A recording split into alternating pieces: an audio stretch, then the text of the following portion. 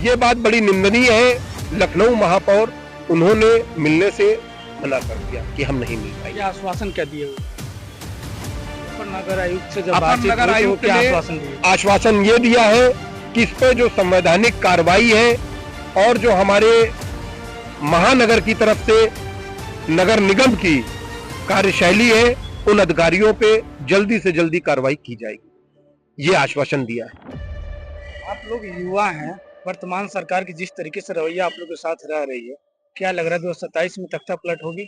2027 में जो भाजपा की सरकार है, भाजपा पूरी तरह से जड़ से खत्म हो जाएगी। जिस तरह से ये तानाशाही रवैया अपना रही है और बार बार दोगली राजनीति कर रही है, इसको देखकर यही प्रतीत हो रहा है। यूजीसी के लिए यहाँ पे देख रहे हैं दलित समाज के बच्चे लगातार यहाँ बैठे हुए हैं, लेकिन मुख्य लड़ाई यहाँ पे ओबीसी वालों की है, क्योंकि 2026 में जो एक्ट आई थी वो यूजीसी को, उसमें ओबीसी को ऐड किया गया था, लेकिन ओबीसी समाज अभी भी मुझे लग रहा है ऐसा कि सोया हुआ है। दलित समाज ओबीसी की लड़ाई लड़ रहा है, आप लोग समर्थन में बैठे हुए थे, क्या कहेंगे? भैया आप ये बताइए, अब जैसे वही है ना पाखंडवाद, मनुवाद, इन लोगों ने इतना कूट कूट के भर दिया है कि आप ये बताइए पिछड़ा समाज और एससी समाज, अनुसूचित वर्ग, तो आप ये बताइए अगर आप शास्त्रों के उसमें आ जाइए तो ब्राह्मण, क्षत्रिय, वैश्य और शूद्र 4 वर्ण दिए गए हैं। तो आप ये बताइए, मैं अपने ओबीसी समाज वालों से ये पूछना चाहता हूं जो अपने आप को वो ठाकुर साहब, ब्राह्मण साहब, वैश्य साहब समझ रहे हैं, क्या वो शूद्र नहीं है? भाई 6743 वर्ग में जो हम लोग बटे हुए हैं, कौन बांटा ये?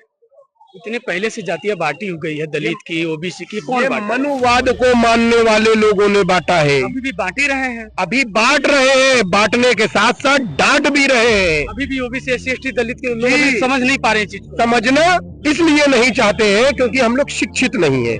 हम लोगों को नशे में पाठशालाओं का बंदीकरण और नशा जो मधुशाला बोलते हैं, हर गांव देहात क्षेत्र में मधुशालाओं की बढ़ोतरी होती जा रही। प्राथमिक विद्यालय केंद्र क्या नहीं बंद करे गए?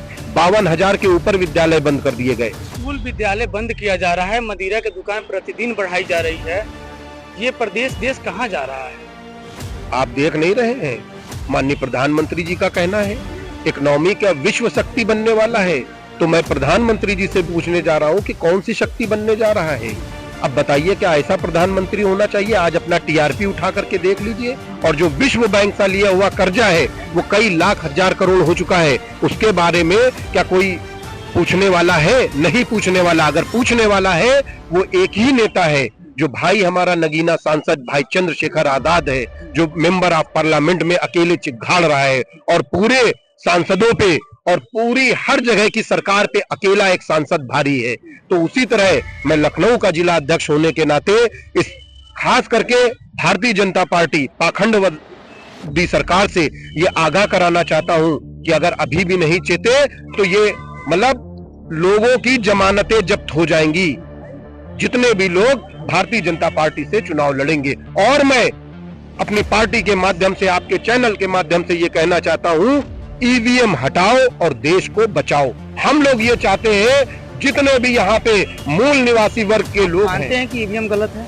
ईवीएम बिल्कुल गलत है। चंद्रशेखर जी कैसे जीत गए, कैसे सांसद बन गए? चंद्रशेखर जी अपने कर्मों से जीते हैं। उन्होंने डोर टू डोर, गली गली, वहाँ ईवीएम काम नहीं किया जी, वहाँ ईवीएम काम नहीं किया। ईवीएम इसलिए काम नहीं किया, यादव के 37 सीट आ गए तो वहाँ ईवीएम काम नहीं किया। भैया वहाँ पर मैं खुद, जहाँ पर ये बिजनौर में, यादव उम्मीद भी नहीं किए थे कि हमें 37 सीट आ रही है, जहाँ तक आपको पता होगा, लेकिन 37 सीट आई, बिल्कुल आई।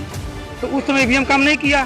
या भारतीय जनता पार्टी अयोध्या सीट कभी हारने की सोची भी नहीं होगी, वो सीट हार गई। ईवीएम इतनी खेला कुछ होता है, ईवीएम से खेल के अयोध्या चुनाव जीत गए होते। मैं आपके चैनल के माध्यम से ये कहना चाह रहा हूँ, ये जो डकैत है, इतने शिक्षित हैं, इतने पढ़े लिखे हैं, वो सिर्फ जनता को गुमराह करने के लिए, ये दिखावा करने के लिए भाई कुछ तो छोड़ देते हैं कि देख लो ईवीएम में कोई घोटाला नहीं। अब आप ये बताइए, आप यूपीआई तो चलाते होंगे, यूपीआई के अकाउंट से पैसा कैसे गायब हो जाता है? भाई मोबाइल आपका, अकाउंट आपका, अकाउंट नंबर आपका, तो क्यों गायब हो रहा है पैसा? आप बताइए। फ्रॉड ज्यादा बढ़ गया है ना? बढ़ गया है ना।